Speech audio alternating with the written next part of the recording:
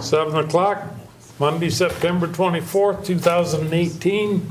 Study session of the Waverly City Council is in order. Roll call, please. Bergen. Here. Angus. Here. McKenzie. Here. Rafi. Here. Waldstein. Here. And Drinkow and Scher are absent. Are absent. And our guest council person has another obligation this evening, so he is not able to be with us.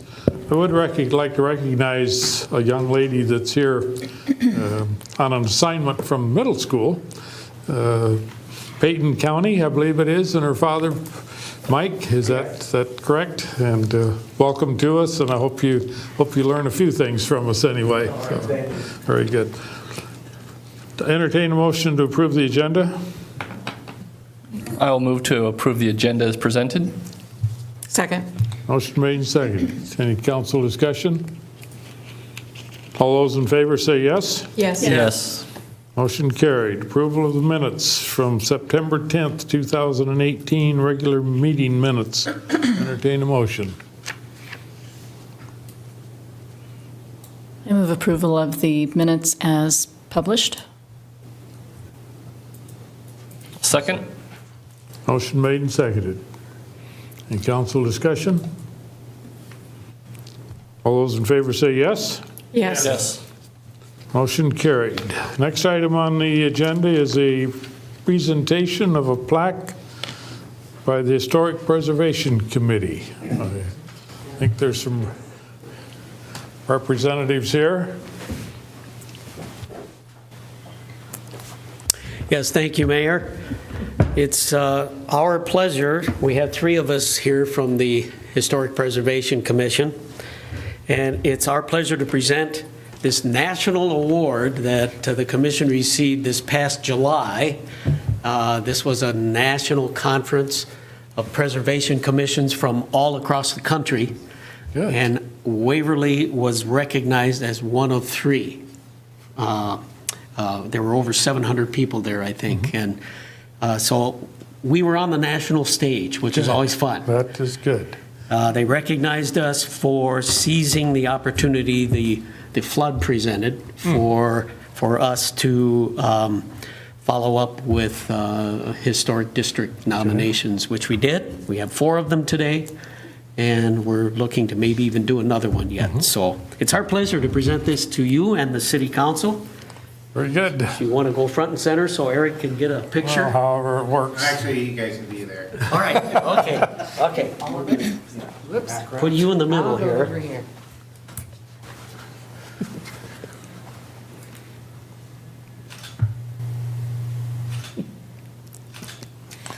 Well, I want to thank you,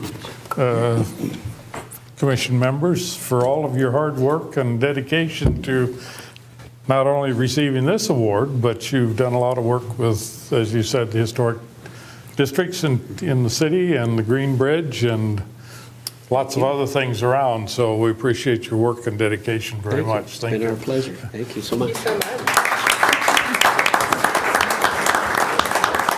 you. There's a spot on the wall over Like there. Christmas spot. That's great. Thank you. Thank you. Get that after the meeting. Well, I have the opportunity to be the council liaison for the Historic Preservation Commission. I say they do a bang-up job. They are very committed to what they do, and they are a devoted bunch. So this is a well-deserved award. No, and to be one of 3 nationally speaks volumes for the work that you do. Thanks again. Next item on the agenda, public comments for any item that is not on the agenda. Anyone here that wishes to speak to a subject? Seeing none, we'll move on. Next item is a study session calendar. Item number 1 is the Leisure Services Commission update.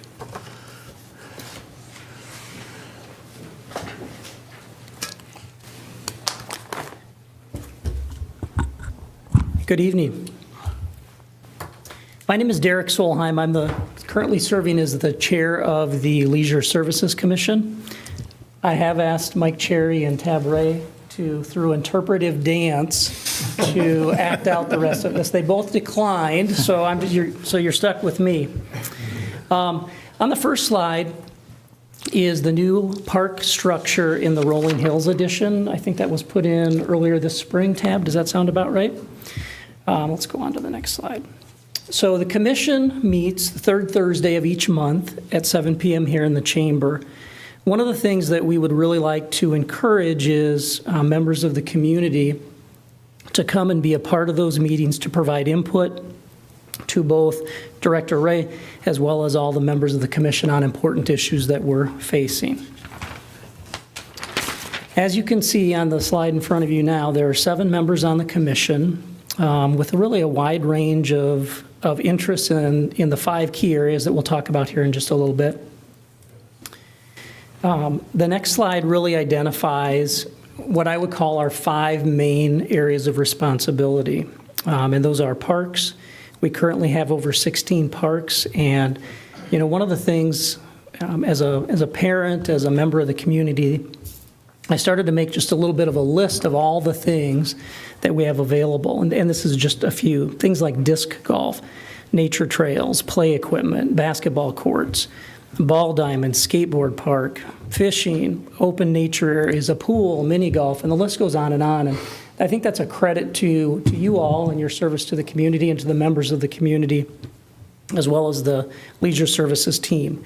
In addition, you can see 4 other areas: Harlington Cemetery, the swimming pool, the Civic Center, and then the trails area that fall under the purview, I guess, of this commission. One of the goals, I think, is simply to how do we make the experience, or how do we make life better here in the community? And our hope is that we can continue to evolve and continue to gather citizen input as we move forward with a strategic plan that will begin. Will that begin in the next fiscal year? Next fiscal year. Okay.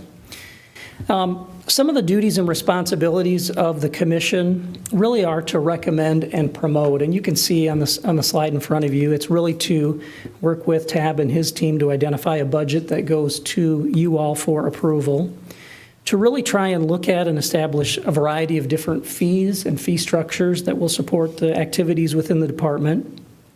In addition, we try to identify things like some long-range capital projects, and we'll talk a little bit more about a tool that we recently implemented that we think can be helpful with that. And really the bottom line is, how do we go about promoting these activities to the benefit of the entire community? Some of the accomplishments you can see on the screen here, and a couple that I want to just particularly talk about would be the South Riverside Park project. And I don't know about you, but I'm pretty excited about where that is going to go and what potential that has to really redevelop. If you look at what happened at Coleman Park, I think that we're equally as excited about the possibilities for that space. And again, we would love to have citizen input in this process. The other piece that I want to talk about in this long list of accomplishments would be in April, we spent some time, and earlier than that, we spent some time talking to the Community Foundation of Northeast Iowa, and we developed a Leisure Services Foundation.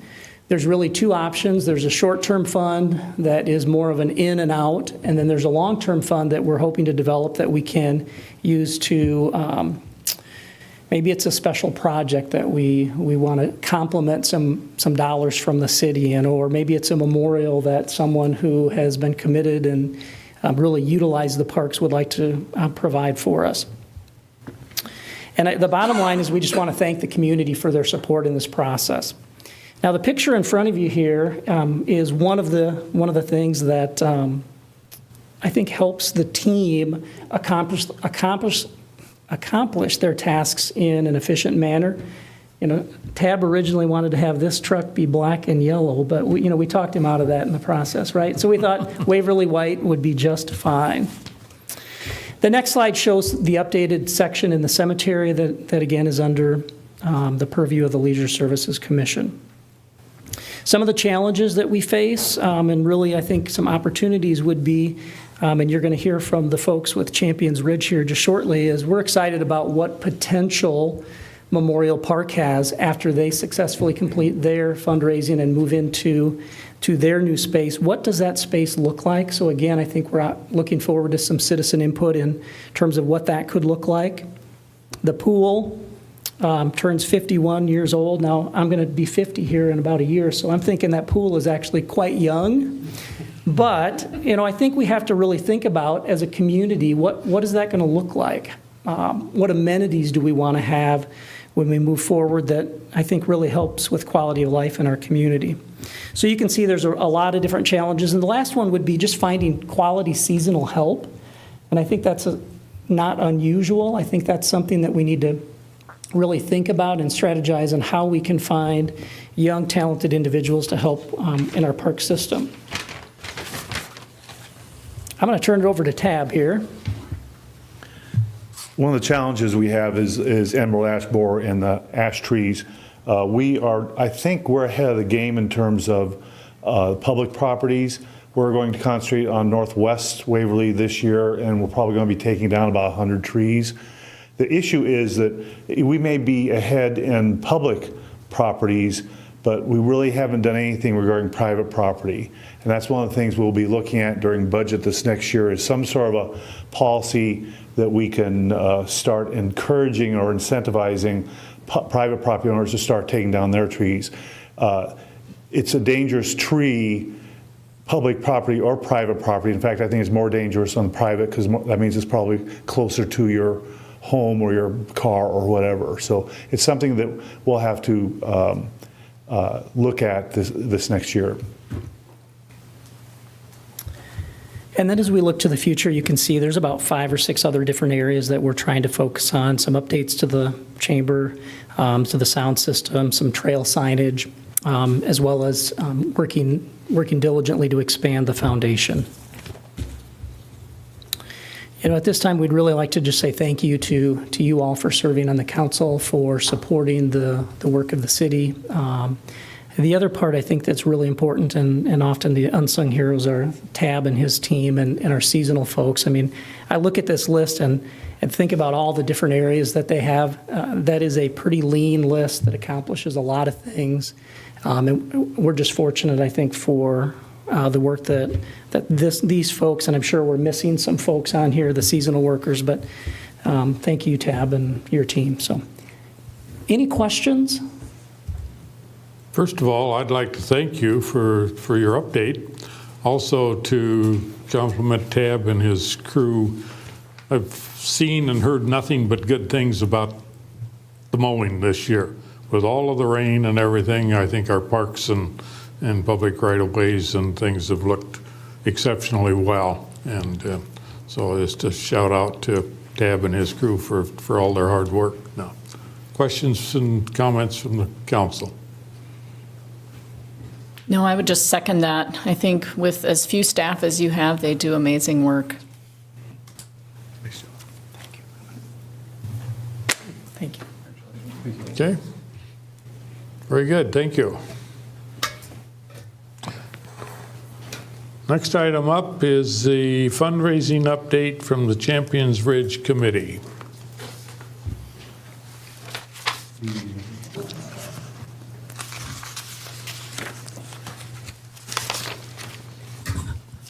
Good evening. I'm Fred Ribbich with the Champions Ridge Project and living at 1831 Knight Avenue. And I'm here to just announce the good news that we had set a benchmark for September 21st of raising $500,000 for the Champions Ridge Project. We came in. The report that you have in your packet shows $504,000 and some change, and we are continuing that momentum. Our next benchmark date is roughly mid-November, the 16th, I do believe, where we are intending to have another $250,000 raised toward the end of the year goal of $1 million. And I think on behalf of our board, for the Champions Ridge project. We very much appreciate the willingness of the council to give us this additional time. It's been very gratifying this last 3 to 4 months to experience the kind of support and generosity that the project has received. Our fundraiser, Terry Hendricks, has put on lots of miles and worn out several pairs of shoes, I'm sure, in terms of making contacts and follow-up visits. It's been all hands on deck in terms of those of us associated with the project to continue to develop leads on potential major gift donors. And we have a number of them still in the works. Some of you probably have seen a few of the newspaper announcements that we've had along the way, and we are certainly expecting that there'll be more of those to come. We did try to provide some additional information in the packet that city staff had requested that we put together. Some of it is related to the fair's finances, and probably the most revealing document is the 5-year snapshot of fair net revenues, which over the last 5 years has averaged around $60,000. And they are in very strong financial shape. So going forward, they fully expect that that pattern will continue. We also shared, since there are a number of new council members here, a memorandum of understanding on how Champions Ridge might operate. And it's a fairly dated document, and we realize that we need to review that and provide an update. The same is true for the business plan for the ball groups. We shared one, I think maybe last spring or sometime in the last year or so, but we would like to update that with more recent information as well. So there are a number of documents that we anticipate that we'll be sharing with council and city staff here in the months before the year ends. And with that, I'd be happy to answer any questions, and Terry Hendricks is here if you have specific questions about fundraising. Hey, council? Fred, how often does the Champions Ridge Board meet with the Fair Board combined with the ballpark folks? Right. Our board has 3 Fair Association representatives, 3 ball group representatives, and an at-large person from the county. And we meet roughly every 2 weeks. In the last few months, we've probably stretched that out a couple times to 3 weeks simply because we wanted to allow more time for fundraising progress, but typically it's twice a month. For the cash pledges that you have listed, are those, well, the pledges you have listed, are those all cash pledges or are some of them estate? I mean, I think the agreement They're was. all cash pledges. Okay. We have no estate Okay. gifts or deferred gifts of any kind. Okay. No in-kind, no anything, that's all on the table. Yeah. And what is the, sticking to the pledges for a minute, what is the typical percentage of pledges that comes through? I mean, I know your goal is $1 million by December, and I think for phase 1, we're talking about $4 million. For the whole project, we're talking about $8 million. So what is the, of that million pledge that you hope to reach by December, what's the percentage that actually, of the pledges that actually comes through? What's sort of an industry average for fundraising? You mean what percentage of donors are going to make good Yeah. on their pledge? Yeah.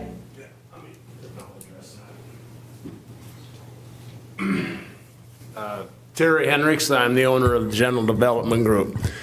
That's a really good question.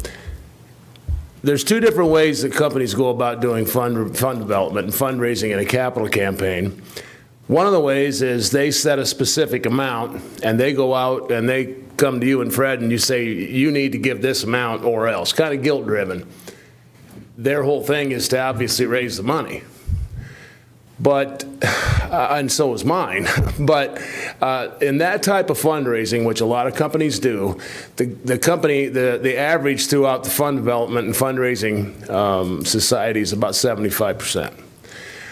I do things probably more the old-fashioned way, but I go out and let them willingly make a decision. I give them some suggested gift amounts that maybe would be in their financial what their financial ability would maybe let them do, but I let them willingly make that decision. I've been in business 27 years, and to date, 98% of every pledge I've ever received has been paid. Thanks. Typically, the only reason they haven't been is if I was in a company, in a school, or in a hospital, and someone got fired. Obviously, they're probably their alliance is probably just left when they got fired. But in a case like this, I can honestly tell you that 98% of those pledges have been paid in full. Thanks. And I would just add that part of our message to donors at this stage of our fundraising is that we let them know that we have a $1 million goal by December 31st of 2018. If for some reason we were unsuccessful in meeting that, we would not hold them responsible for that pledge. So, but we have written documentation on all of the pledge amounts that are there, and as you can see too, there's a number of folks who have gone ahead and given us a check as well. Do you have any strategies planned to accelerate the process? I know we just heard from the Leisure Services Commission about things that are on hold while we wait for the fate of Champions Ridge. I think no one debates that we certainly need ball fields for kids to play on, but I personally am concerned about the pace of this. You're not the only one. We are too. So do you have any plans for how to make it happen? Well, our intent is, assuming we reach this $1 million mark, we will begin in earnest to pursue a state of Iowa, what they used to call CAT grant. I don't know if it's got a different name, which we would have to partner with the city in terms of an application, which could potentially double that $1 million. And then, I mean, we won't stop at December 31st. We will continue to develop major donors and also launch a broad-based public campaign. So our anticipation, our goal is to try and get construction started in 2019. It may depend on exactly, when we have the financing lined up to be able to do that. But assuming that would happen, potentially the fair could be out at the Champions Ridge site in 2020. It'll depend on how well everything comes together in terms of progress on construction, but it's not totally unrealistic to look at that. Ball diamonds may be a slightly different story. There's a grow-in period for the grass and seeding that is necessary on the first quad of ball diamonds. So depending on exactly when that happens, you usually have to allow about a year before you can actually start playing on those fields. But there, again, it's possible that we could have operations going on in the summer of 2020. Does that address your question? I guess my concern is that it's going, as I understand, it's going to take $3.5 to $4 million to play ball on phase one. And I have. Well, that's to develop the entire site, the fair and the ball diamonds together, not just ball diamonds. Right, well, it is a joint project. Right. Right? Right. And Yes. so I think, I guess I'm concerned, it takes $1.5 million to move the dirt. And so what happens if fundraising doesn't follow? If money doesn't come in after that? Is there any point in moving dirt if it's not going to be finished? Will that disturb it such that we can't do other sorts of We development on that wouldn't land? proceed on any of that unless we have financing for the whole thing Right. in place. So, And I guess one thing we had requested was a business plan that looks at what your projected sustainability is for this project, what your expenses will be Right. to staff it, to maintain it, et cetera. And I would think that would be necessary in order to get financing. right. And Well, so it will is- be. I mean, we're well aware of that. But we're trying to approach this from the standpoint of we've got to have money in hand before we can get too far down the line. So I think, in my mind, we'll reach that $1 million mark. We'll continue to work beyond that. And concurrent with that, we will develop the necessary business plan that any financing institution is going to demand in terms of, for example, bridge loans to get us through construction. So that will come. And both the fair and the ball groups are very confident. I realize that it needs to be down on paper, are very confident that given their past history of their net revenues from their operations currently, that Champions Ridge will be easily self-sustaining for both entities. But you're right, we need to have that mapped out clearly. I would really recommend, Fred, that if at all possible, if you can have, if we could have a business plan for the December. That would be our intent, yes. Okay, because Absolutely. I think that's kind of Yep, no, critical. I would Yeah. agree with you. Yeah. And we will work toward that, absolutely. Well, I would think it might be critical for donors, Yeah. who might want to see, what's your strategy? Right. Okay. And I guess just from my perspective, and others should chime in, but to me, a business plan is in writing a document. I'm just saying what I understand it to be. And again, anybody can react to that, you and my colleagues here. But, a business plan is a written document that outlines the strategy for achieving the end goals of a project, but it goes into detail as far as those goals are concerned in terms of what financial tactics and strategies and what operational tactics and strategies will be used to achieve those goals with both, we know what the overall goal is. And I too want to say, I believe we need ball diamonds. I totally believe it.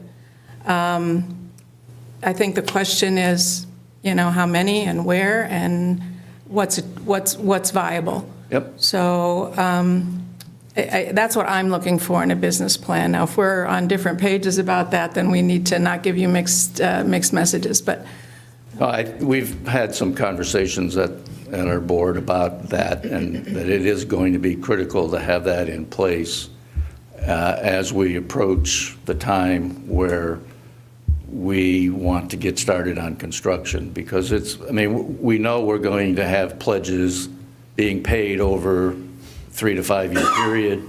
We're going to need some type of bridge financing, and that doesn't come without presenting the kind of plan that you're talking about. Well, I suppose I'm thinking, so we have this $1 million deadline in December, but that still leaves a significant amount of fundraising left. And it really seems like having these deadlines, this one that we had in September, November, was a necessary spur to help this fundraising happen. Are you going to be needing more deadlines in the following year to make sure that, that this continues to go, to make sure that we have that, sense of urgency? Well, I don't know. I mean, I think what we've witnessed over the last several months is that there's been kind of a snowball effect.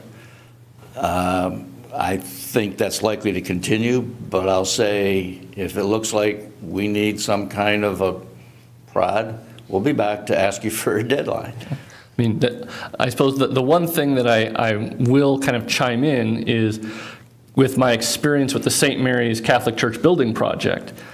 We went through the fundraising, and one of the things we learned is that in Waverly, a lot of the fundraising doesn't fit traditional fundraising projects. We didn't have, the one or two people who, underwrote most of the project. We had a lot of people donating as best they could, and that was where our funding came from. So I think that you're going to find, with Champions Ridge, that looking for that home run, pardon the pun, fundraising, you're going to need to depend on a lot of, pinch hitters, if you will. Yeah. No, I agree with you. It doesn't preclude the possibility that there are folks out in the county who have the means and interest to support Champions Ridge, particularly on the fair side.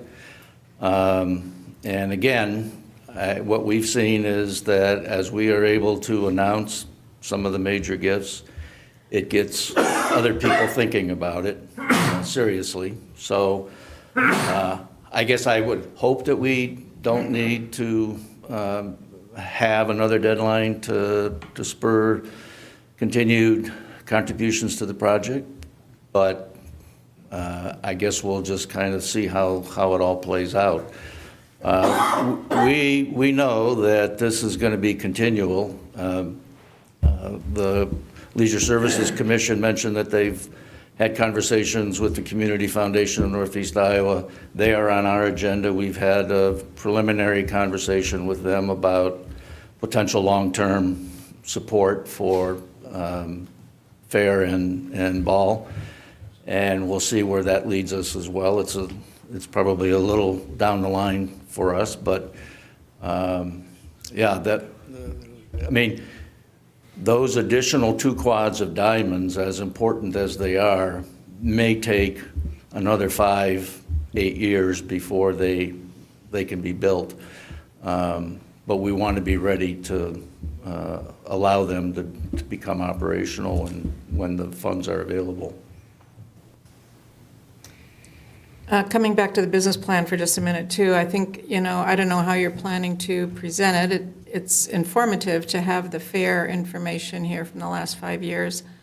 But I guess if there's any way to do an integrated plan, if you all are meeting on a regular basis and have a vision and some ideas in mind about, and some of it's outlined in the original resolution, I get that, too. Yeah.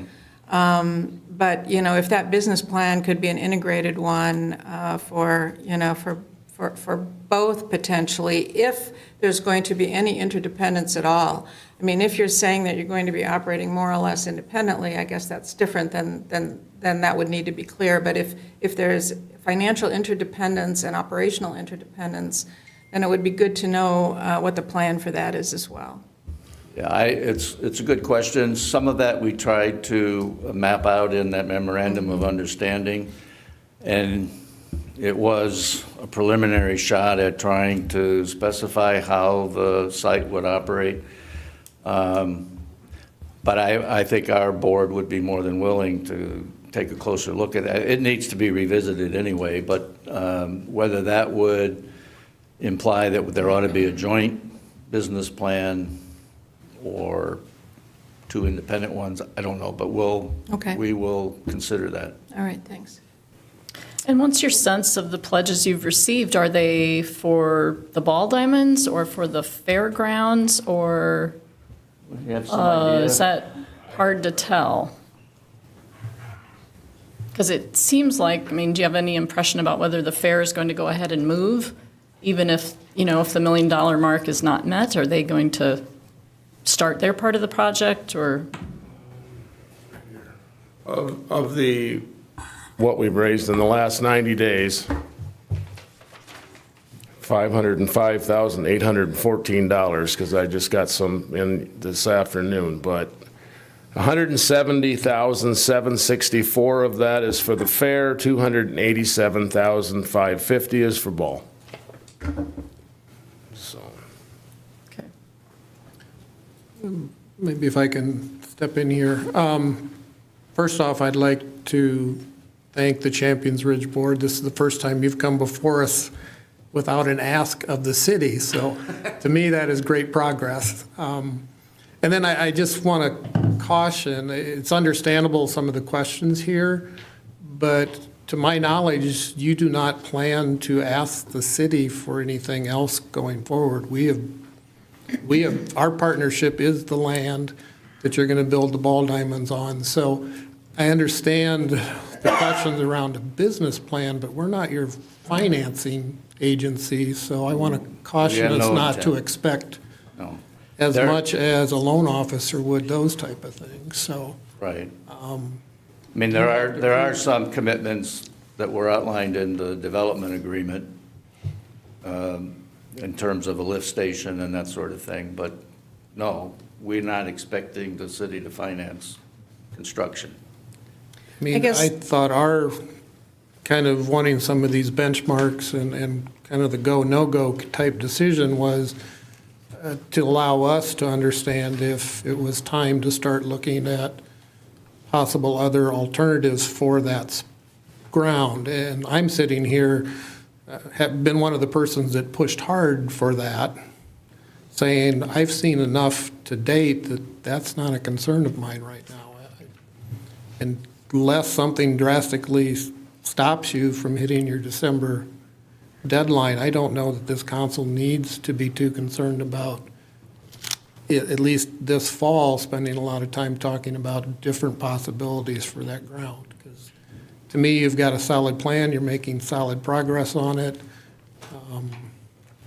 I would hate to have comments tonight play against the momentum that you've got. So I encourage you to keep going forward, and as time permits and the fundraising continues, there is some expectation for more documentation, more understanding of what your plan is. But I appreciate your comments, Dan. I think for our sake, the project's sake, and our board's sake, we do need to have a fairly detailed plan for moving forward on construction and operation. And that's something we know that we need to have for our own benefit and for the likelihood that we're going to be talking to some financial institutions about, at the very least, bridge loans. So from my vantage point, at least, I don't think that's a difficult thing to accomplish. It's just part of doing business in a project like this. It's a big project. It's a complicated project. So having a roadmap ahead is important for everybody. I think it's worth noting also that the ball diamond groups, my understanding is, their put into here was $100,000. The Fair Board has repaid the purchase price of the land, plus continue to add to theirs. So there's a track record already there that those two groups can sustain themselves. If you look at $100,000 from the ball diamond groups on very limited Absolutely. diamonds, those type of things. Again, I think there's a lot of positives here that we need to not lose track of. There are positives, and I hope that none of my questions are interpreted as negative, but I do disagree with Dan a little bit in that, yes, that is what this council passed, is to have yet another deadline, and we already have experienced others, and there's nothing to say that we won't delay and have more deadlines. And to me, $1 million toward a $4 million goal, given the history, now it is better, I get that, there's more momentum, but I, for one council member here, would definitely still want to see that we are that momentum is continuing, that there's a good plan in place, both in terms of a business plan and for continued fundraising to get from 1 million to 4 million. Because I do think we're holding up other planning, which is okay if we think that this is going to work. But if any of us here still have questions about that, I think those need to be answered, because ultimately we have to make a decision on it. And while we're talking about land, I also want to say, just because of what I've been reading in the papers and hearing in some interviews sometimes and that sort of thing, that I did go back and try to research this a little bit, and it looks to me like what the city paid for the land when it was purchased from Neil Smith was market value. I mean, there have been a lot of comments about how little the city paid for it. And as best as I can tell, that's not accurate. So I just want to say that too. If I could add to that, the market value of the land at that time as appraised by Ed Roach was $12,500 an acre. The city paid 10 to make it accurate, so that you know. And I hear, a lot of people, I get all the questions. I'm the one, I mean, we have people, they're making calls too. I'm getting things and trying to create an atmosphere that people want to get involved. But the one question I hear is is you're only raising $1 million. Now, I need to point out that of that $4 million is the cost of phase one, which includes the land acquisition costs. So actually, we have raised approximately $2.5 million of that $4 million. If you look at the materials that I put together, because to go to Vision Iowa, I was told to make sure that you put land acquisition costs in there and what was paid for the land. So we are really probably accelerated a little further than what this $1 million is going to do. But I've always been a believer in the past that it's always easier to sell Christmas when it's way out there and Christmas is coming. But in this particular case, and as you said, I think, Brian, you said something, this is non-traditional here. I mean, this 505,000 came from 29 different vendors or donors. I'm not looking for a home run. That's probably not going to happen. If it did, that's fantastic. The 100,000s and the 50,000s and the 25s are going to push this thing ahead. But we've got to always remember that in that cost of that phase one is the land acquisition costs, and that's pretty important. And so, Right, so it just... Terry, I think it's go ahead. misleading to say that you raised $1.5 million of that, because that was purchased by the city. I didn't say I raised 1.5 million. I said... You just said that just now, that actually what you've raised is $2.5 million, and that's not accurate. Okay, what has been generated? How's that? Okay, what has been generated? I mean... I think your point is that the 4 million were further along. I'm not trying to take credit for anything. The point is, I think what you were trying to make is that you're further along towards your $4 million goal than it might appear by the recent fundraising efforts, because 1.5 million of that was the land. Is that Well, what you were... 1.5 million of the $4 million phase one, I mean, the land acquisition costs are in that estimated cost. Yes. So you have to take that 1.5. I know full well I didn't go out and raise that. I have to raise $1 million by the end of the year. I took into account what they have raised in the 2 or 3 years prior to. We have now exceeded what they were able to put together in the last 3 years. I think we've made tremendous progress. And I think if there's anything that I could probably say that could help things along more than anything is exactly what I have to commend you, Mayor, the other day at CUNA. And nobody knows how hard I busted my butt being out there talking to these people and how I've had to change attitudes. But I have. But you stood up there and in front of everybody, you commended this project and you commended me. And I'll have to say, I very, very much appreciated what you said. And after that meeting, I probably had more people come up to me and say, wow, Mayor Soash is for this. And he said, I didn't know where he was at. And I said, yeah, he is. And I went up and thanked him personally. And I guess if each one of you could take that time to do that, that could probably help me more than anything, is the positivity behind the project. Yes, I've been on many, many councils, many, many boards, and we have to always be stewards of the finances of those boards, but we also need to be cheerleaders for those projects that we're working behind. And again, Mayor, my hat's off to you for what you did that day. Thank you. And I guess I hadn't chimed in yet. And I would congratulate, to this point, it's been nice to see the stories coming in that we're getting the ball rolling. And there's still concern to keep it rolling that way. One of the things that kind of strikes me is looking at this is with the 28 donors or so that are donations that are listed on this sheet, that I think I received maybe twice that many emails in support of the project. So I would encourage those that were in support of that to potentially contact Terry too. Again, the $25, $50 numbers are in there. Everything, little bits that are in there are great and needed for the project. And I really want to see this be successful. And I will state that, and I've said that to people. To that end, I will continue to try to swing for the fences myself. I'm playing the lottery regularly. Trying to cover, there's a few things on the list, the bridge, some things that you and I that I'd love to be able to fund, just things like that. I'd say, go ahead and add me down for 1,000 right now. Put me down for that. I'll have to tell my wife when I get home. She's probably screaming at the TV set right now. I'm sure I'll get it down here real soon.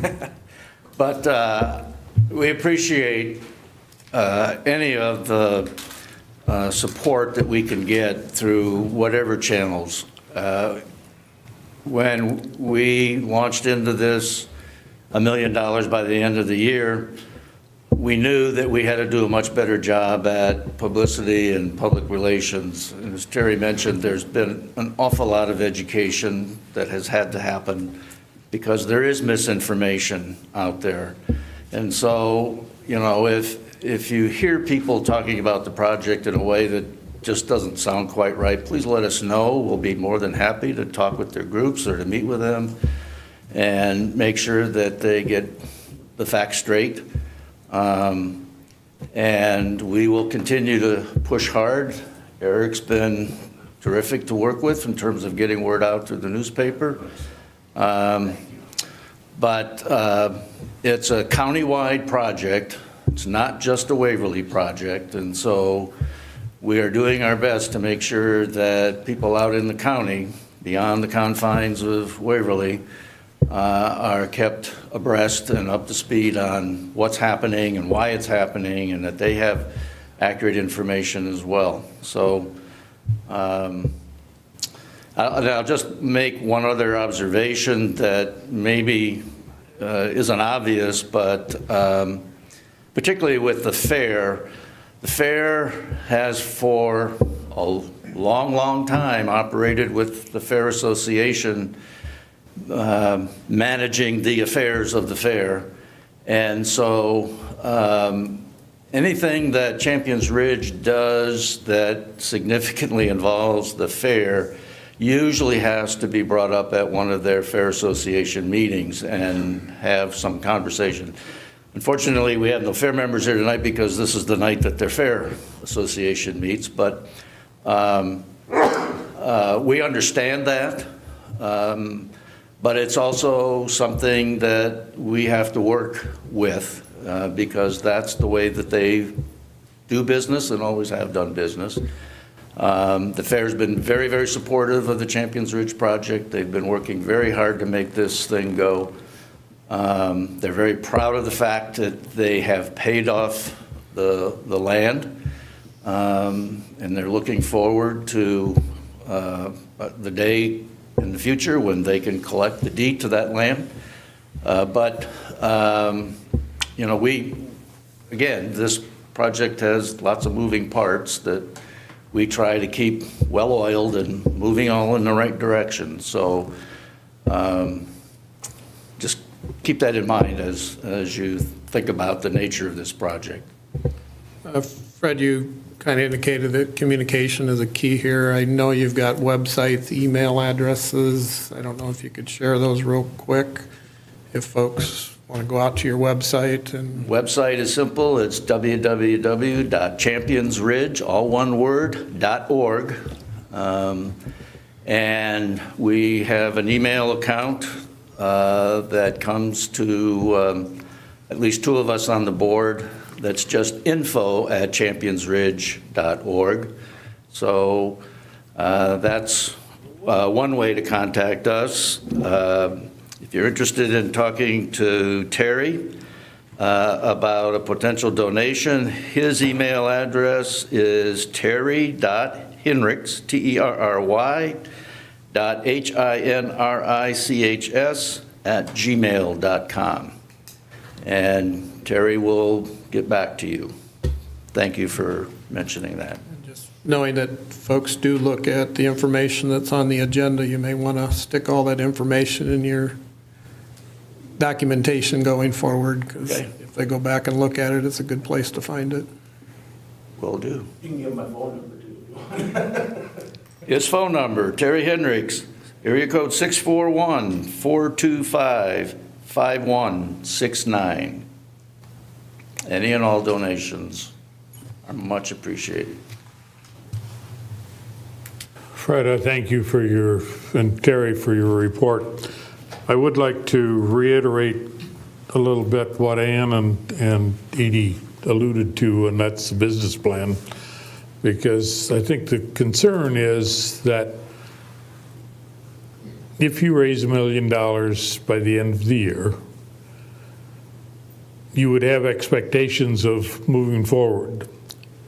But until we see some documentation about how you're going to do that, I'm not sure you'll get a lot of support to that effort, because we don't want to see, for instance, the dirt moved and all of a sudden there's no money to move forward. We don't either. And I understand that, and I that's think a our board huge, does too. it's a huge concern. So we all would like to see the fair move for various reasons. We all know that we need some ball diamonds for the youth. It's almost 3 business plans, one for the ball group, one for the fair board, and one joint. Because as I understand it, the construction documents that have been drawn up show a joint effort. And if it doesn't happen, there's going to be a lot of changes need to be made. So I just want to reiterate those facts or those things, and we'd hope to see them in another 45 days or so, something like that. So, Message received. any other comments, questions from the council? Again, thank you very much. Very good. for Thank your you, Fred. continued support. Terry? Reports from boards and commissions. Airport Commission minutes from August 9th, 2018.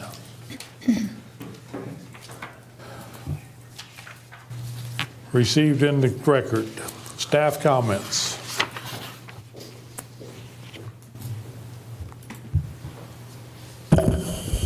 I'll say something.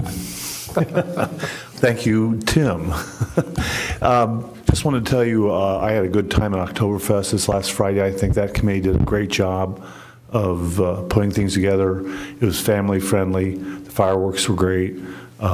Just thought it was a good event, and I'm pretty pleased that it happened in Coleman Park. Okay. Council comments? I'll second that. Oktoberfest was a lot of fun. The park looked great. It was a lovely setting. We finally had decent weather.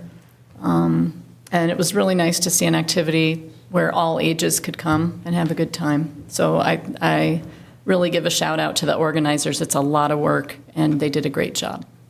It was fabulous. The thing that stood out to me was the intergenerational nature of it, too.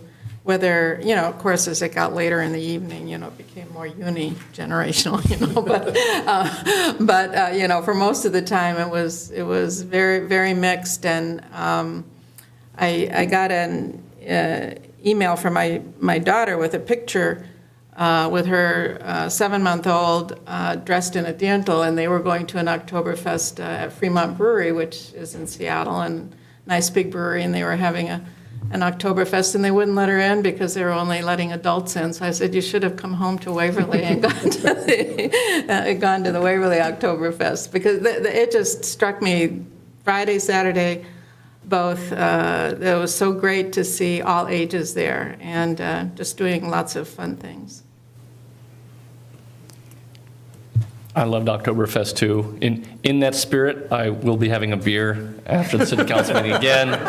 This time I'll be at the Wooden Foot, so people are welcome to join me there. You're going to have to start drinking light beer, or you won't fit into your lederhosen anymore. I'll be doing sit-ups tomorrow, don't worry. A couple of real quick questions. It appears that we had some concrete poured on the west end of Bremer, and they're getting set up to pour the east end. Do we have somewhat of a target date for? They're getting set up to pour concrete wherever they can. So whether it's west end, east end, they're here to stay. So, it's supposed to rain pretty much all day tomorrow, so I'm not sure what their plans are for Wednesday. They may just stay right where they're at. We don't. At this point, they're here to stay. So. Yeah, I'm sure the weather is slowing down other projects. And I guess the other question I had was, I think I saw an email from James that the strategic planning document had come back from. I'm just wondering if we could look forward to that being on a work night agenda in the near future, just to at least have a discussion on. I know that there were a lot of good ideas generated and some assignments made, and I think some of those are not dependent on city staff to accomplish, but there were a lot that will acquire city staff time, so we may want to just not necessarily prioritize, but at least give some insight into where effort's going to be needed and those type of things. So just thought a good discussion around it would be helpful. Well, when you bring up construction, I feel the need to ask Mike for the whole story about the Cedar Lane hole. I'll give you an update. So the contractors ordered the pipe. There was a couple specialty pieces that had to be fabricated and made.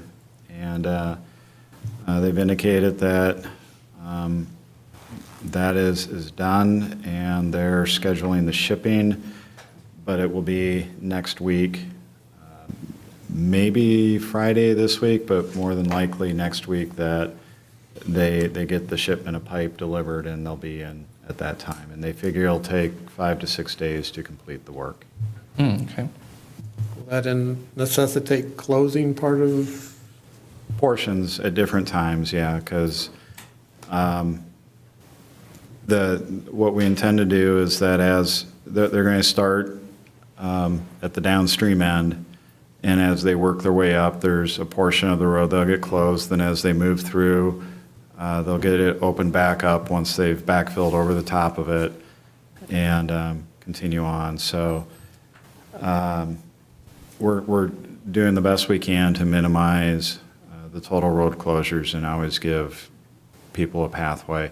If we must do a total closure of the intersection, we will notify the residents along the corridor, as well as providing barricades well in advance, up by the intersection with Brown Lane and the like.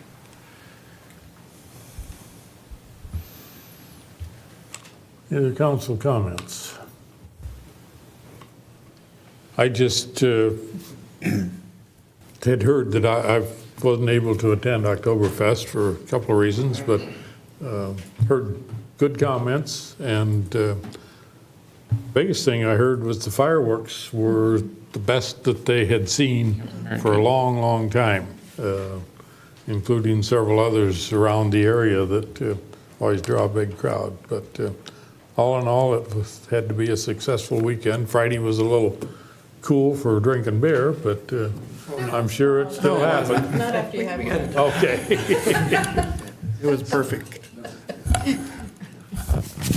And I think hopefully Champions Ridge is still on its way to being a success and fruitful and things. So, with that in mind, I'd entertain a motion for adjournment. So moved. Second. Motion made and seconded. All those in favor say yes. Yes. Yes. We are adjourned.